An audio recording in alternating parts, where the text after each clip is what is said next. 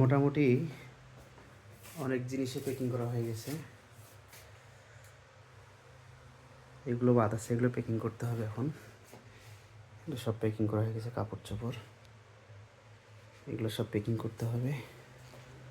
এই যে প্যাকিংয়ের কাজ চলতেছে,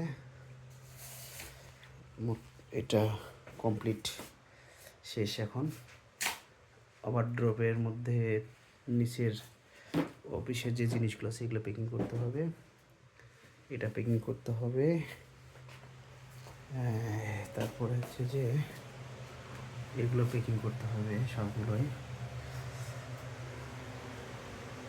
আসলে মাথা খেলতেছে না কীভাবে করব।